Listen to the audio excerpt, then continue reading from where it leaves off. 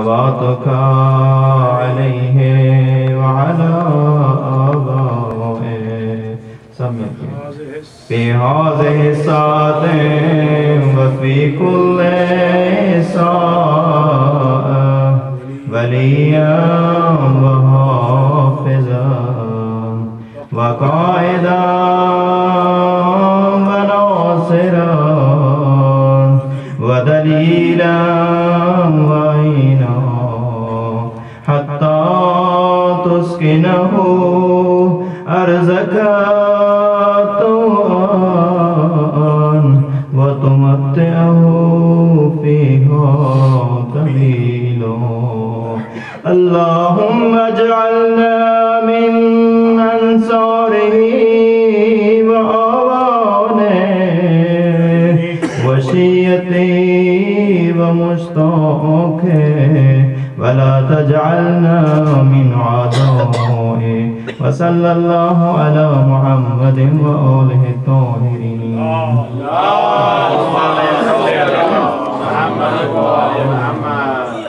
بسم الله الرحمن الرحيم.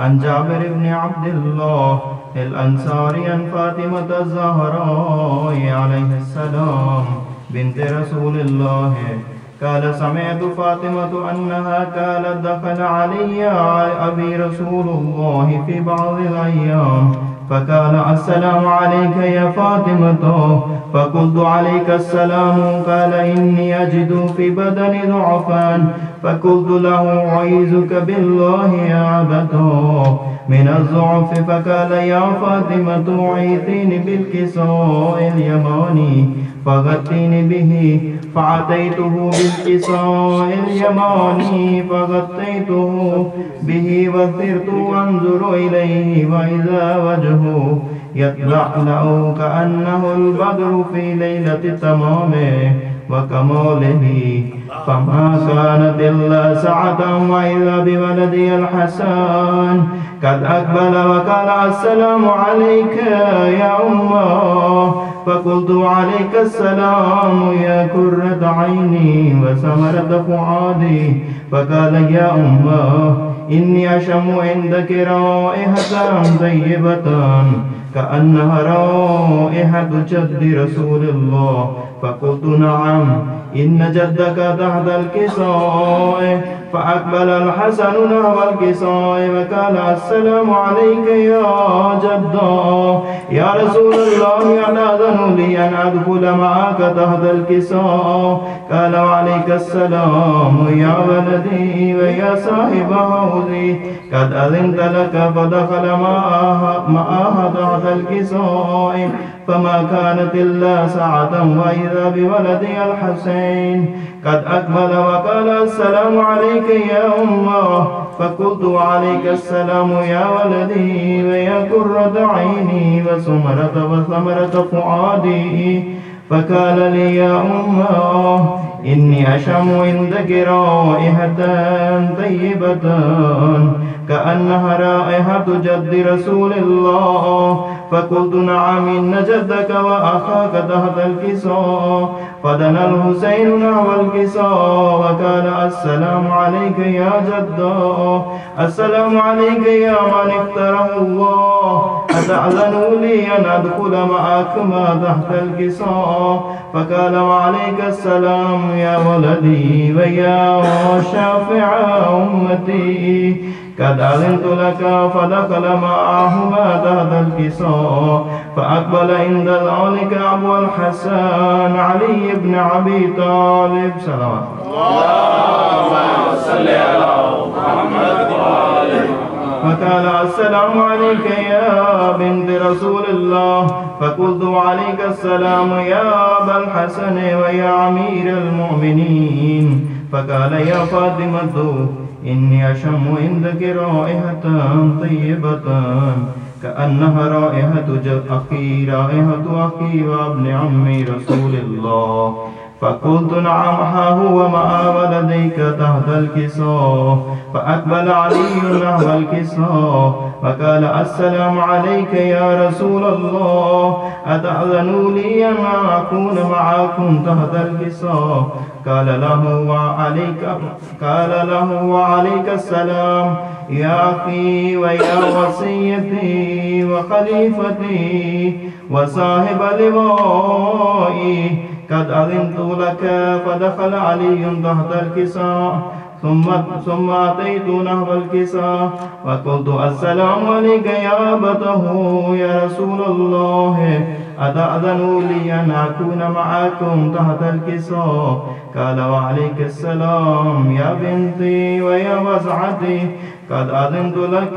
فدخلت تحت الكساء فلما اكتملنا جميعا تحت الكساء أخذ بي رسول الله بطرفي الكساء وأومأ بيده اليمنى إلى السماء وقال اللهم إن هؤلاء أهل بيتي وخاصتي وحامتي، لحمهم لحمي ودمهم دمي، يؤلمني ما يؤلمهم ويحزنني ما يحزنهم.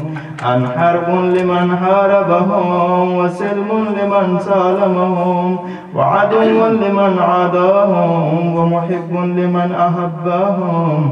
إنهم مني وأنا منهم، فاجعل صلواتك وبركاتك ورحمتك وغفرانك ورضوانك علي وعليهم، وأذهب عنهم الرجس وطهرهم تطهيرا.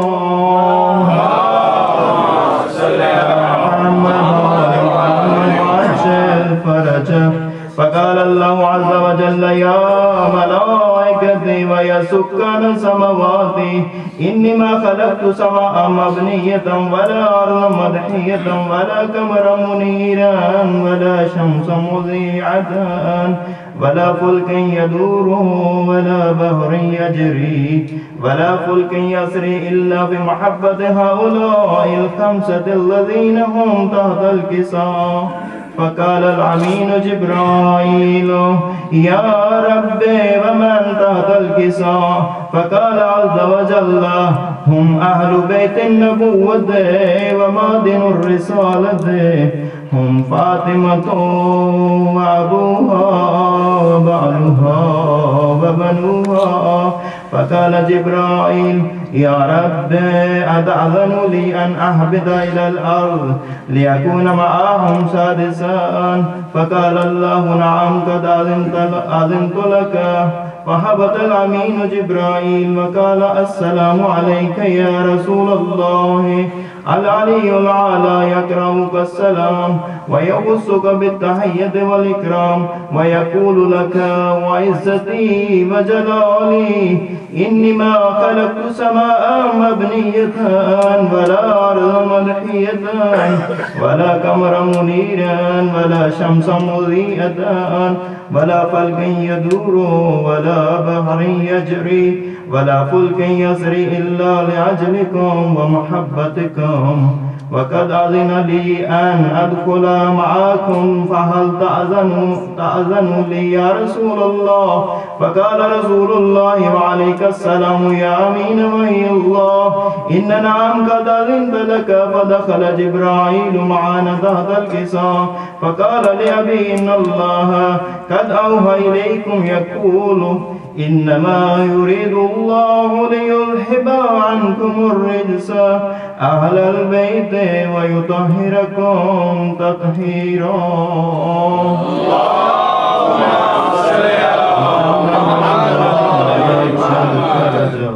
فقال علي لأبيه يا رسول الله أخبرني ما لجلوسنا هذا تحت الكساء من الفضل عند الله. فقال النبي صلى الله عليه وآله والذي بعثني بالحق نبيا واصطفاني بالرسالة نجيا، ما ذكر خبرنا هذا في محفل من محافل أهل الأرض وفيه جمع من شيعتنا ومحبينا إلا ونزلت عليهم الرحمة وحفت بهم الملائكات واستغفرت لهم إلى أن يتفرقوا. فقال علي عليه السلام: إذا والله فزنا وفاز شيعتنا ورب الكعبة. فقال بي رسول الله صلى الله عليه وآله: يا علي والذي بعثني بالحق نبيا واصطفاني بالرسالة نجيا، ما ذكر خبرنا هذا في محفل من محافل